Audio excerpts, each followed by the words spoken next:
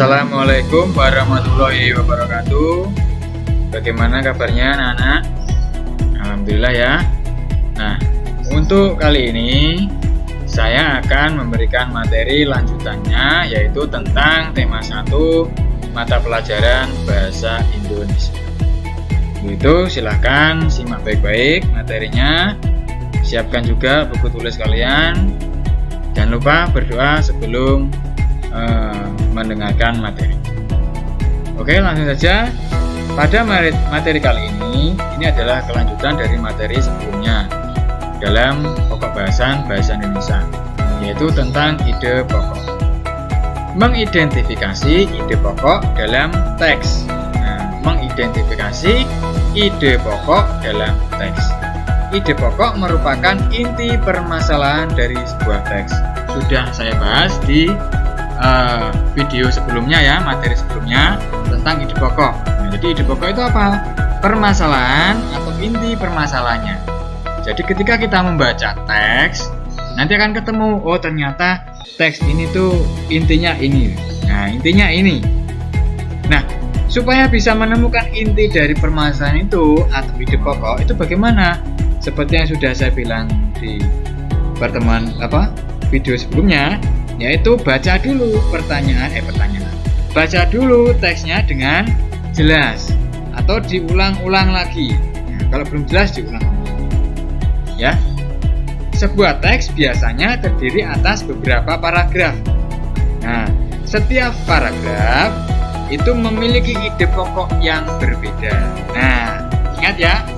Jadi teks itu tidak hanya terdapat satu ide pokok. Karena pada teks itu ada beberapa paragraf, kecuali kalau hanya paragraf satu paragraf maksudnya. Nah, tapi kalau ada 4 paragraf bagaimana? Ya terdapat ide pokok di masing-masing paragraf. Ya, ide pokoknya bisa berbeda-beda tergantung pembahasan yang dibahas dalam paragraf tersebut. Nah, begitu ya. Untuk memudahkan dalam mengidentifikasi ide pokok, kamu dapat menggunakan tabel. Nah, itu ya. Menemukan ide pokok dalam teks lesan. Teks lesan merupakan teks hasil pembicaraan seseorang ataupun hasil percakapan. Misalnya, percakapan atau teks tulisan yang dibacakan oleh gurumu. Nah, atau mungkin seperti ini. Kamu sedang mendengarkan orang tuamu berbicara dengan tetanggamu atau mungkin sahabatnya. Nah, kamu kan mendengarkan dari awal hingga selesai. Nanti kamu menemukan, oh ternyata mereka membahas ini. Nah, itulah disebut ide pokok. Kamu menemukan ide pokok dalam teks lesan secara langsung ya. Jadi saat orang berbicara, ya bercakap-cakap, kamu mendengarkan.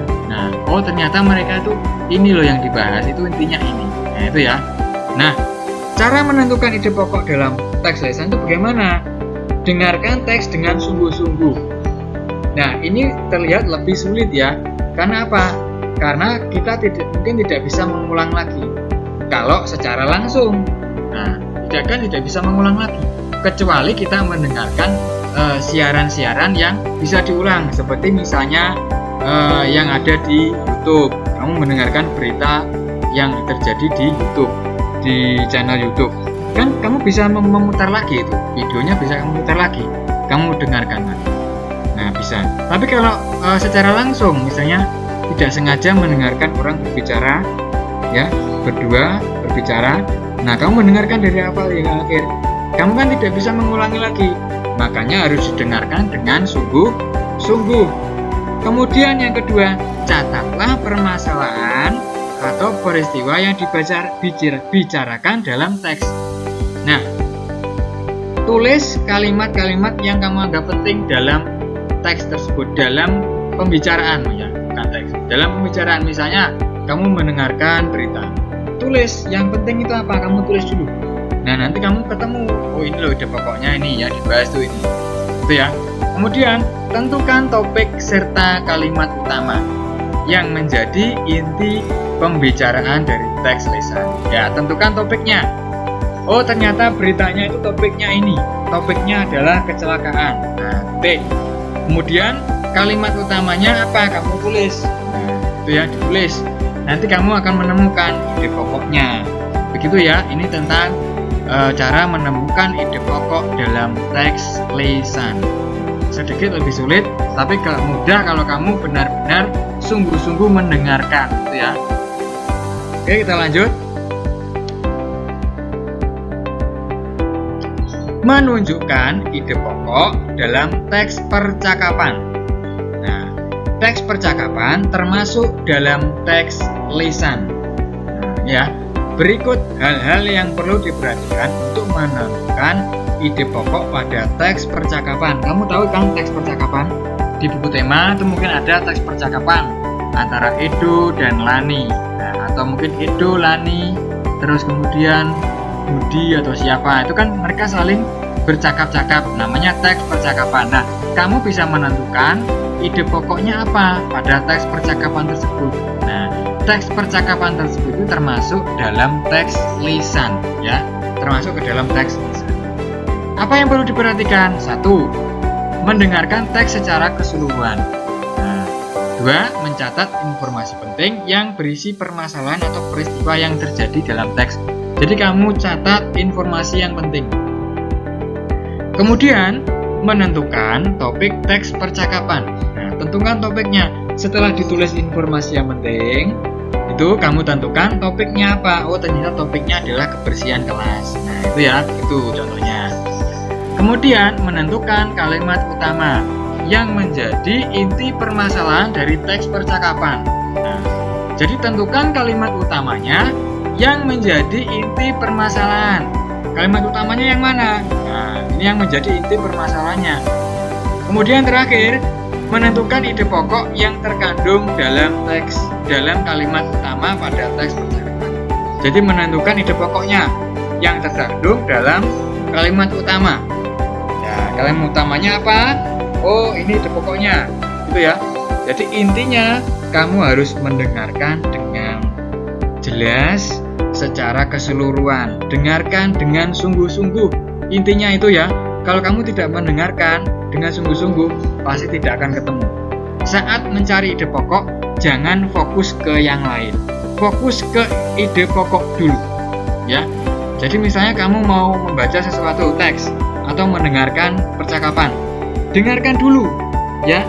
Baca dulu. Jangan terfokus pada hal yang lain. Nah, nanti kalau kamu fokus ke yang lain, nanti sudah hilang, tidak bisa menemukan ide pokok. Nah, begitu ya caranya. Ingat, harus fokus. Oke, kita lanjut.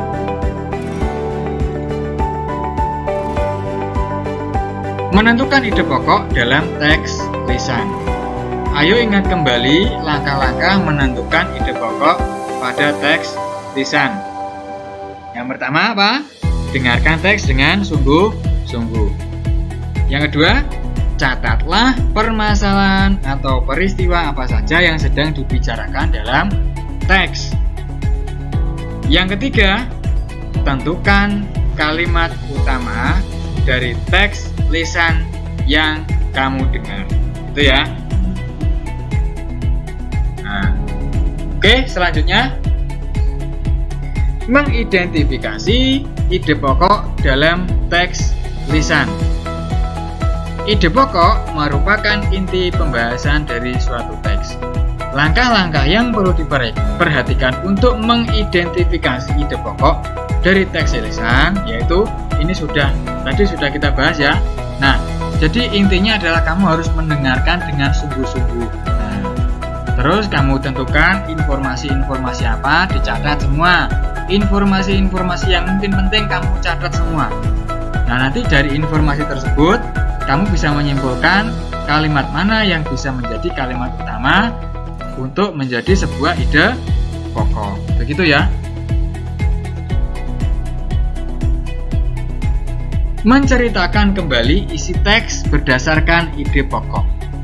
Berikut langkah-langkah menceritakan kembali isi teks berdasarkan ide pokok. Nah, saat kamu mendengarkan sebuah teks, membaca sebuah teks, bukan mendengarkan ya, membaca sebuah teks atau mendengarkan sebuah teks percakapan, kamu bisa menceritakan kembali apa tuh tadi yang diceritakan dalam teks, dalam percakapan lisan.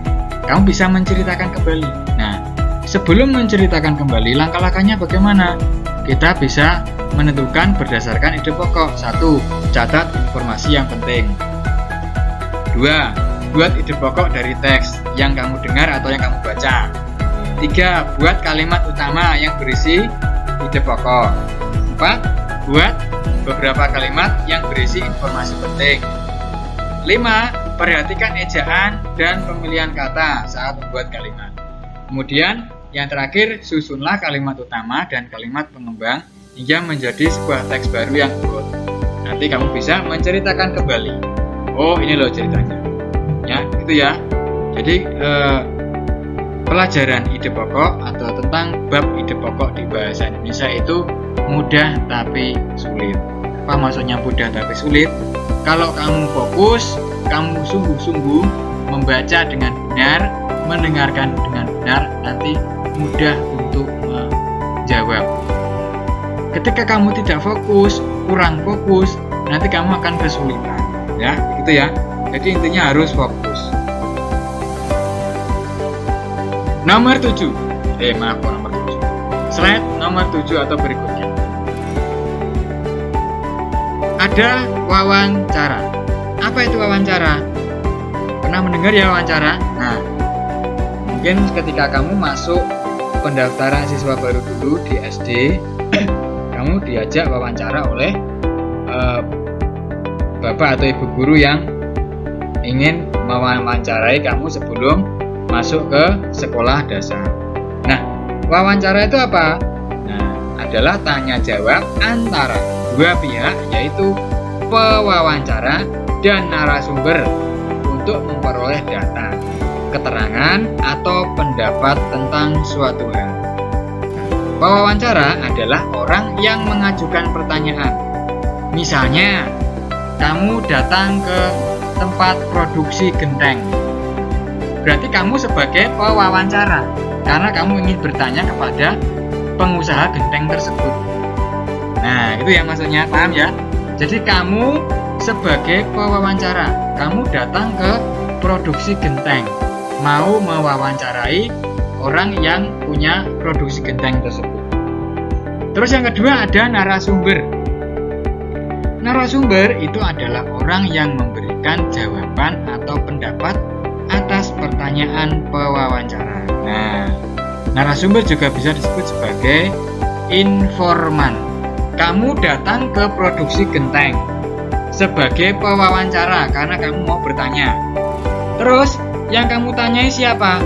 Narasumber, yaitu yang punya pabrik genteng. Paham ya maksudnya? Jadi yang kamu wawancarai itu adalah narasumbernya yang punya pabrik genteng. Kamu sebagai pemberi pertanyaan yang ingin tahu informasi, bagaimana sih Pak cara mengerjakan, cara membuat genteng? Bagaimana sih produksi genteng itu dilakukan? Nah, kamu kan sebagai pewawancara, pemberi pertanyaan. Nah, sebagai narasumber, kemudian memberikan jawaban. Oh, begini, genteng itu diolah dengan cara begini. Prosesnya beberapa hari. Nah, begitu ya, maksudnya contohnya seperti itu. Itu adalah cara mewawancarai. Terus yang berikutnya adalah orang yang bisa dijadikan sebagai narasumber adalah orang yang ahli di bidang yang berkaitan dengan informasi yang kita cari. Nah, seperti tadi, kalau kamu mencari informasi tentang bagaimana cara mengolah genteng, bagaimana cara membuat genteng, berarti kamu harus mewawancarai orang yang bisa memproduksi genteng, yaitu orang yang punya produksi genteng tersebut.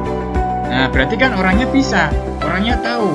Kalau kamu memberi pertanyaan, orangnya bisa menjawab dengan benar. Jangan asal orang kamu tanyai, ya. Nanti bingung, nanti nggak bisa menjawab. Itu ya. Oke, ini tadi tentang wawancara. Kita lanjut. Langkah-langkah sebelum wawancara.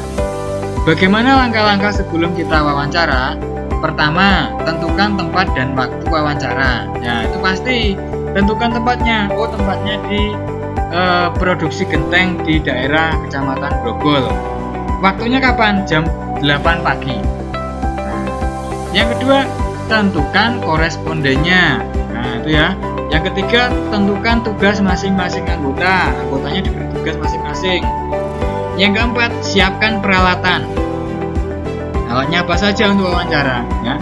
Yang kelima, susunlah pertanyaan-pertanyaan dengan baik. Jadi saat kita datang ke produksi gendeng atau mungkin produksi yang lain, kamu sudah siap pertanyaan.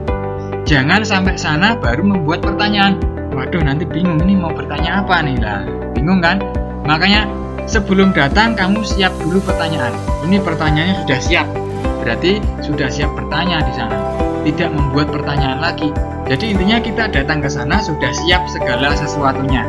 Makanya ada langkah-langkah sebelum wawancara, yaitu persiapan, itu ya. Paham ya maksudnya? Oke, ini tadi materi dari awal hingga akhir sudah selesai. Seperti biasa, ada evaluasi yang harus kalian kerjakan. Silahkan dikerjakan 6 soal ini di buku tulis kalian, ya. Ingat, beri judulnya jangan lupa. Tema 1 Bahasa Indonesia, begitu ya. Jadi nanti kalau kamu belajar itu tidak sulit. Oke, silakan dikerjakan, ditulis di buku tulis masing-masing. Terima kasih untuk materi kali ini. Nanti akan kita lanjutkan di pembahasan berikutnya. Wassalamualaikum warahmatullahi wabarakatuh.